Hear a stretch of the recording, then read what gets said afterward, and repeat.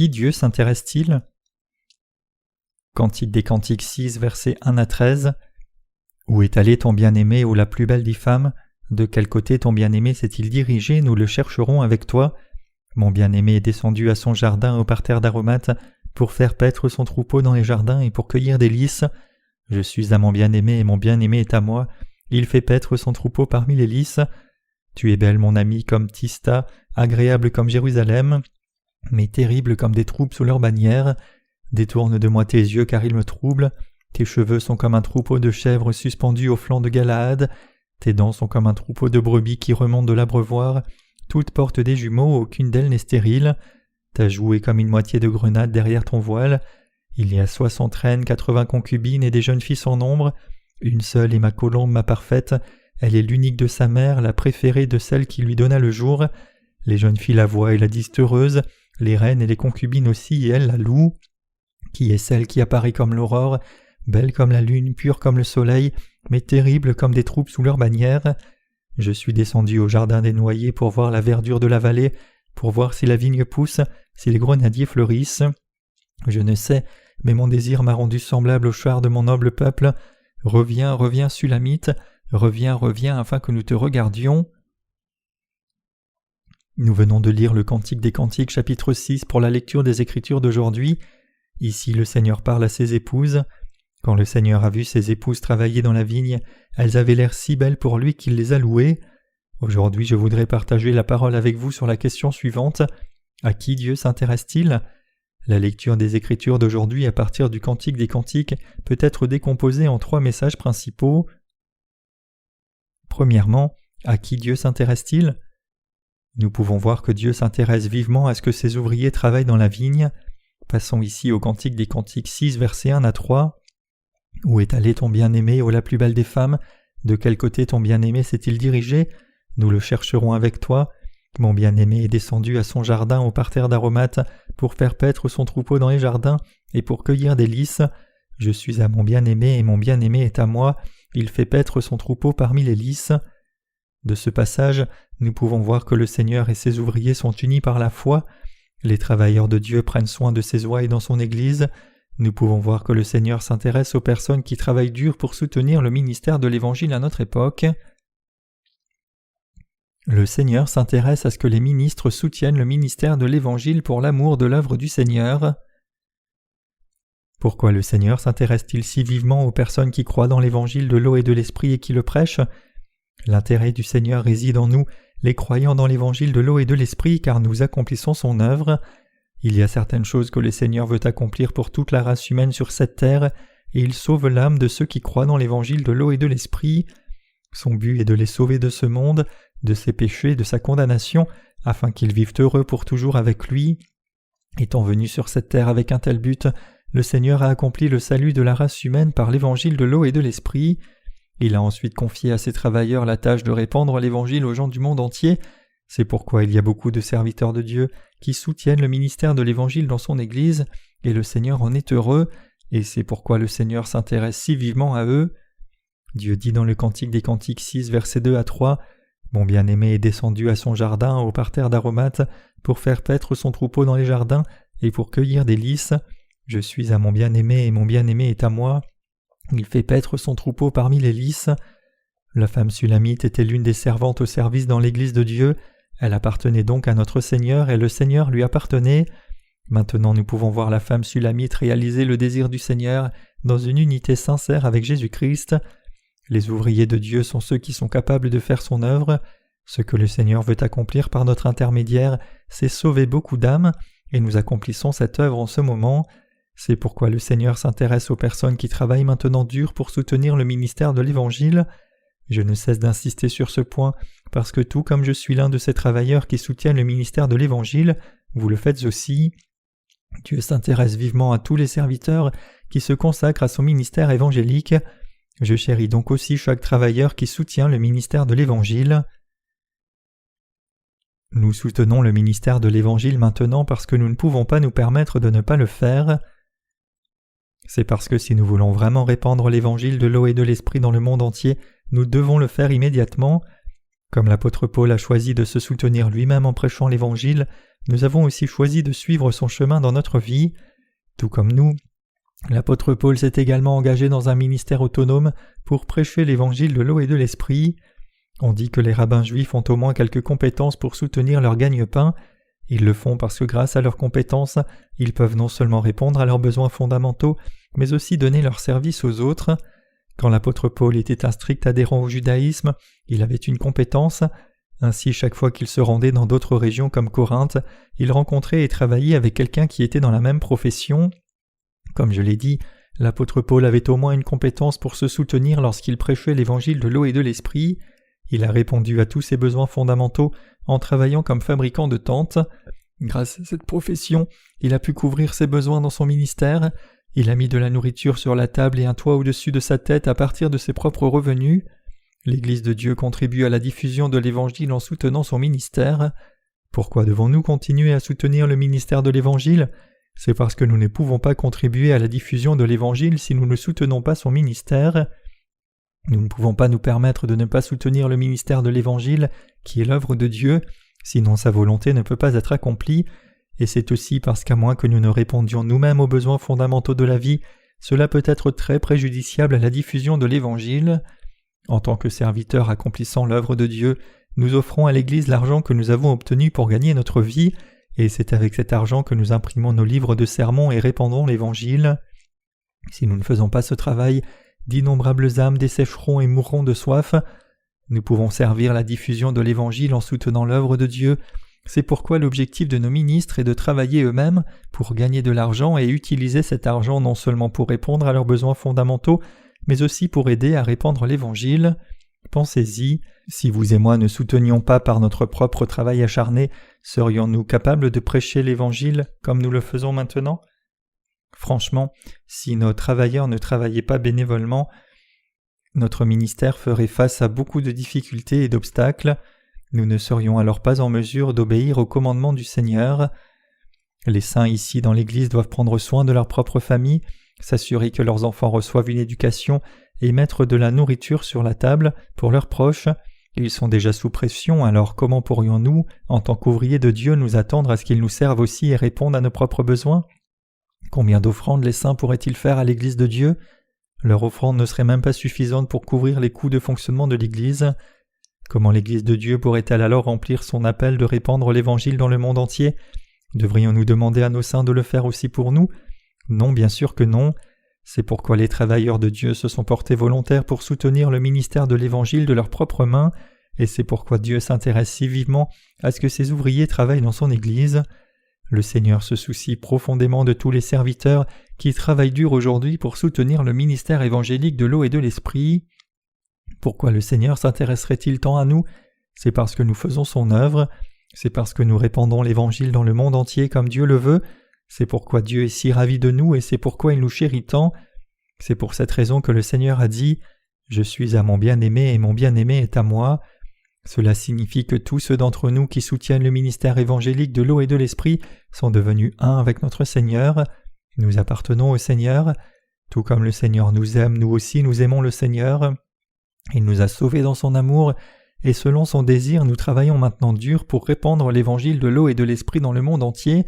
Nous sommes donc un seul corps avec le Seigneur, et nous vivons dans le même but, et c'est pourquoi le Seigneur s'intéresse tant à nous. Les mots ne peuvent pas décrire à quel point Dieu s'intéresse vivement à nous. Après tout, comment quelqu'un pourrait-il exprimer le cœur de Dieu avec des paroles ? Laissez-moi vous raconter une histoire sur une certaine jeune femme. Il y a longtemps, il y avait une jeune femme qui travaillait dans une entreprise. Son travail commençait à 8 heures du matin et durait jusqu'à 6 heures du soir. Tous les jours, elle quittait le travail à 6 heures précises, et c'est ainsi qu'il est arrivé qu'elle a fini par se marier avec le fils du propriétaire de l'entreprise. À quelle heure pensez-vous qu'elle a arrêté le travail à partir de ce moment-là ? Avant, elle avait l'habitude de rentrer à la maison à 6 heures du soir, mais après s'être mariée au fils du propriétaire, elle travaillait tard dans la nuit jusqu'à 23 heures. Pourquoi pensez-vous qu'elle a fait cela ? C'est parce que maintenant qu'elle était mariée au fils du propriétaire, tout dans l'entreprise était devenu son propre travail. En d'autres termes, quand elle a travaillé pour la première fois dans l'entreprise en tant qu'employée, elle travaillait juste pour le chèque de paye, mais maintenant toute l'entreprise était sa propre entreprise, c'est pourquoi elle a travaillé si tard dans la nuit. C'est ce que cela signifie de travailler avec un sentiment d'appartenance. Cela illustre la différence entre la propriété et le simple employé. Pourquoi sommes-nous si désireux de faire tant d'œuvres du Seigneur ? C'est parce que le Seigneur lui-même est notre mari. C'est parce que ce que le Seigneur veut faire, c'est notre travail. C'est pourquoi nous travaillons si dur comme ça. C'est pourquoi nous sommes si attachés à notre travail comme ceci. Pourquoi travaillons-nous si dur alors que nous pourrions tout aussi bien nous relâcher ? C'est parce que nous appartenons à notre Seigneur bien-aimé, et notre Seigneur bien-aimé nous appartient. C'est parce que nous sommes mariés au Seigneur. C'est pourquoi ce qui appartient au Seigneur notre mari est à nous, et ce qui est à nous est au Seigneur. C'est le genre de relation que nous avons avec le Seigneur.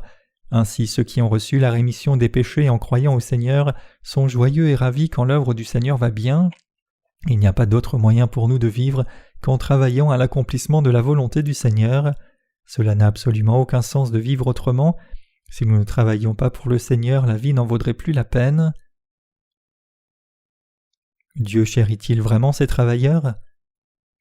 Comme je l'ai dit, Dieu s'intéresse vivement à ses travailleurs, mais cela signifie-t-il alors que Dieu chérit aussi ses travailleurs ? Bien sûr qu'il le fait. Passons au Cantique des Cantiques 6, versets 4 à 10 ici. « Tu es belle, mon ami, comme Tirsta, agréable comme Jérusalem, mais terrible comme des troupes sous leur bannière. Détourne de moi tes yeux, car ils me troublent. Tes cheveux sont comme un troupeau de chèvres suspendus au flanc de Galaad. Tes dents sont comme un troupeau de brebis qui remontent de l'abreuvoir. Toutes portent des jumeaux, aucune d'elles n'est stérile. Ta joue est comme une moitié de grenade derrière ton voile. Il y a 60 reines, 80 concubines, et des jeunes filles sans nombre. Une seule est ma colombe, ma parfaite. Elle est l'unique de ma mère, la préférée de celle qui lui donna le jour. Les jeunes filles la voient et la disent heureuse. Les reines et les concubines aussi, elles la louent.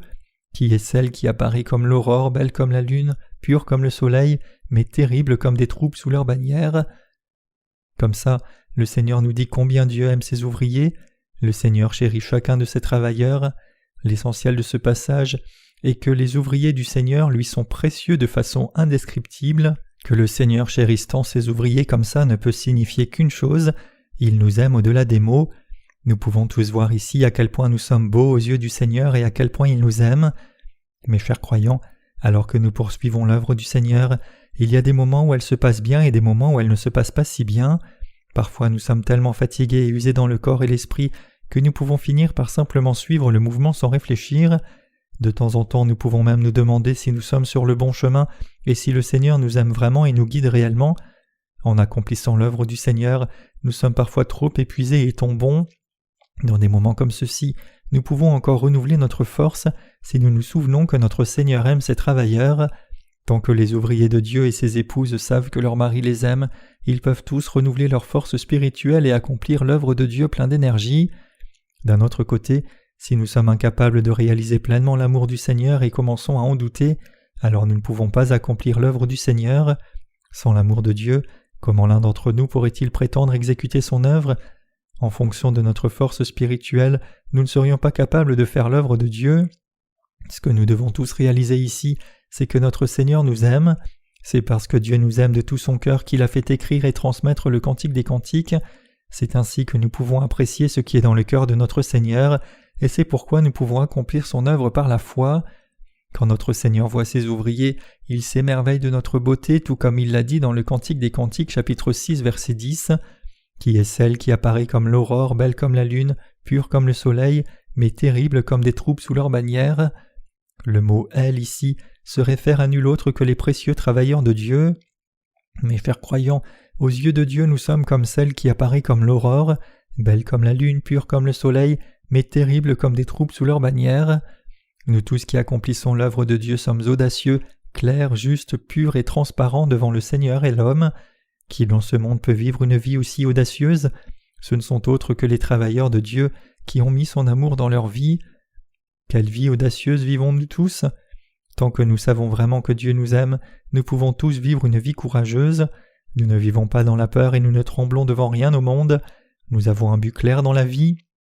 Même si nous faisons face à de nombreuses difficultés en vivant sur cette terre, nous sommes toujours déterminés à servir l'évangile de l'eau et de l'esprit. Tout ce que nous le faisons dans ce but, et c'est précisément ce qui explique notre audace.